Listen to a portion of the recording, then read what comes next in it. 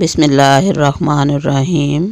صحیح بخاری کتاب الصلاۃ باب نمبر 51۔ جو شخص بائیں حالت نماز پڑھے کہ اس کے سامنے تنور یا آگ یا کوئی ایسی چیز ہو جس کی عبادت کی جاتی ہو، لیکن نمازی کی نیت صرف اللہ کی رضا جوئی ہو۔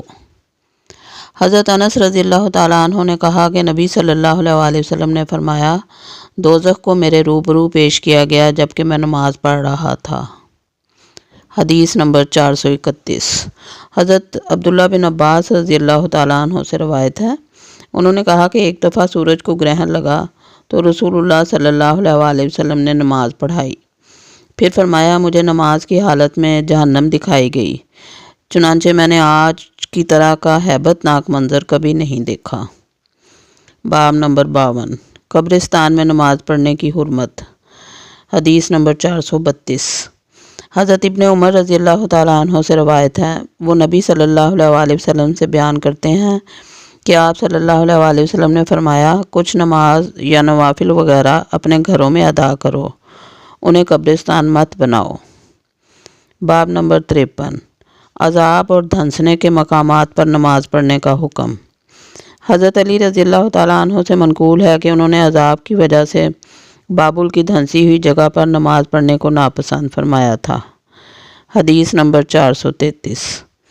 حضرت ابن عمر رضی اللہ تعالیٰ عنہ سے روایت ہے، رسول اللہ صلی اللہ علیہ وسلم نے فرمایا کہ ان عذاب یافتہ قوموں کے آثار سے اگر تمہارا گزر ہو تو اس طرح گزرو کہ تم پر گریہ و بکا طاری ہو، اگر رو نہ سکو تو وہاں سے مت گزرو، مبادا تم پر وہی عذاب آ جائے جس نے انہیں اپنی گرفت میں لے لیا تھا۔ باب نمبر 54۔ گرجے میں نماز پڑھنا۔ حضرت عمر رضی اللہ تعالیٰ عنہ نے فرمایا، ہم تمہارے گرجا گھروں میں تماثیل یعنی تصویروں اور مجسموں کی وجہ سے داخل نہیں ہوتے، اور حضرت ابن عباس رضی اللہ تعالیٰ عنہ کلیسا یعنی گرجا گھر میں نماز پڑھ لیتے تھے، مگر اس گرجا گھر میں نماز نہیں پڑھتے تھے جس میں تصاویر اور مجسمے ہوتے تھے۔ حدیث نمبر 434۔ حضرت عائشہ رضی اللہ تعالیٰ عنہ بیان کرتی ہیں کہ حضرت ام سلمہ رضی اللہ تعالیٰ عنہ نے رسول اللہ صلی اللہ علیہ وسلم سے اس گرجا گھر کا ذکر کیا جسے انہوں نے سرزمین حبشہ میں دیکھا تھا، جس کا نام ماریہ تھا۔ حضرت ام سلمہ رضی اللہ تعالیٰ عنہ نے اس میں جو تصاویر دیکھی تھیں انہیں بیان کیا تو رسول صلی اللہ علیہ وسلم نے فرمایا، یہ وہ لوگ تھے جب ان میں کوئی نیک انسان فوت ہو جاتا تو اس کی قبر پر مسجد تعمیر کر لیتے تھے، پھر وہاں یہ تصویریں بنا دیتے تھے، یہی لوگ اللہ تعالیٰ کے ہاں بدترین مخلوق ہیں۔ باب نمبر 55۔ حدیث نمبر 435 436۔ حضرت عائشہ رضی اللہ تعالیٰ عنہ اور حضرت ابن عباس رضی اللہ تعالیٰ عنہ سے روایت ہے، انہوں نے فرمایا کہ جب رسول صلی اللہ علیہ وسلم مرض الموت میں نزا کی حالت طاری ہوئی تو آپ صلی اللہ علیہ وسلم اپنی چادر کو بار بار اپنے چہرہ مبارک پر ڈالنا شروع کر دیا، جب گھٹن محسوس فرماتے تو اسے چہرے سے اتار دیتے۔ اسی حالت میں آپ صلی اللہ علیہ وسلم نے فرمایا، یہود و نصارہ پر اللہ کی لعنت ہو، انہوں نے اپنے انبیاء کی قبروں کو عبادت گاہ بنا لیا۔ اس طرح آپ صلی اللہ علیہ وسلم امت کو یہود و نصارہ کے مشرکانہ افعال سے خبردار کر رہے تھے۔ حدیث نمبر 437۔ حضرت ابو ہریرہ رضی اللہ تعالیٰ عنہ سے روایت ہے، رسول اللہ صلی اللہ علیہ وسلم نے فرمایا، اللہ تعالیٰ یہودیوں کو غارت کرے، انہوں نے اپنے انبیاء علیہ السلام کی قبروں کو سجدہ گاہ بنا لیا تھا۔ باب نمبر 56۔ نبی صلی اللہ علیہ وسلم کے ارشاد کہ میرے لیے تمام روئے زمین کو سجدہ گاہ اور طہارت حاصل کرنے کا ذریعہ بنا دیا گیا ہے۔ حدیث نمبر 438۔ حضرت جابر بن عبداللہ رضی اللہ تعالیٰ عنہ سے روایت ہے، انہوں نے کہا کہ رسول اللہ صلی اللہ علیہ وسلم نے فرمایا، مجھے 5 ایسی چیزیں عطا کی گئی ہیں جو مجھ سے قبل کسی پیغمبر کو نہیں دی گئیں۔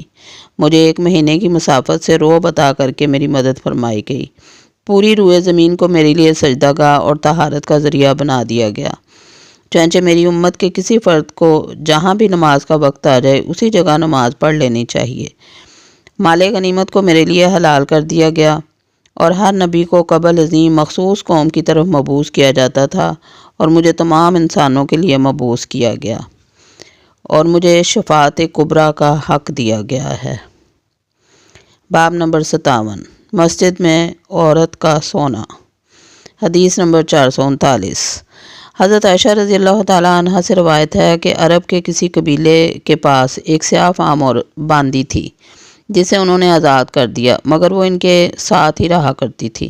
اس کا بیان ہے کہ ایک دفعہ اس قبیلے کی کوئی بچی باہر نکلی، اس پر سرخ تسموں کا ایک کمر بند تھا جسے اس نے اتار کر رکھ دیا۔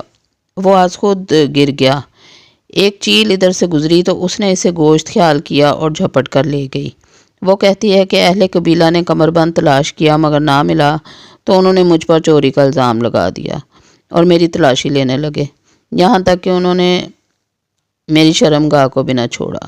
وہ کہتی ہیں کہ اللہ کی قسم میں ان کے پاس ہی کھڑی تھی کہ اتنے میں وہی چیل آئی اور اس نے وہ کمر بند پھینک دیا تو وہ ان کے درمیان آ گرا۔ میں نے کہا تم اس کی چوری کا الزام مجھ پر لگاتے تھے حالانکہ میں اس سے بری تھی، لو اب اپنا کمر بند سنبھال لو۔ حضرت عائشہ رضی اللہ تعالیٰ عنہ فرماتی ہیں کہ پھر وہ لونڈی رسول اللہ صلی اللہ علیہ وآلہ وسلم کی خدمت میں چلی آئی اور مسلمان ہو گئی۔ اس کا خیمہ یا جھونپڑا مسجد میں تھا۔ حضرت عائشہ رضی اللہ تعالیٰ عنہ فرماتی ہیں کہ وہ میرے پاس آ کر باتیں کیا کرتی تھی اور جب بھی میرے پاس بیٹھتی تو یہ شعر ضرور پڑھتی تھی: کمر بند کا دن اللہ تعالیٰ کی عجیب قدرتوں میں سے ہے، اس نے مجھے کفر کے مالک سے نجات دے دی۔ حضرت عائشہ رضی اللہ تعالیٰ عنہ فرماتی ہیں کہ میں نے اس سے کہا کیا بات ہے، جب بھی تم میرے پاس بیٹھتی ہو تو یہ شعر ضرور پڑھتی ہو؟ تب اس نے مجھ سے اپنی یہ داستان بیان کی۔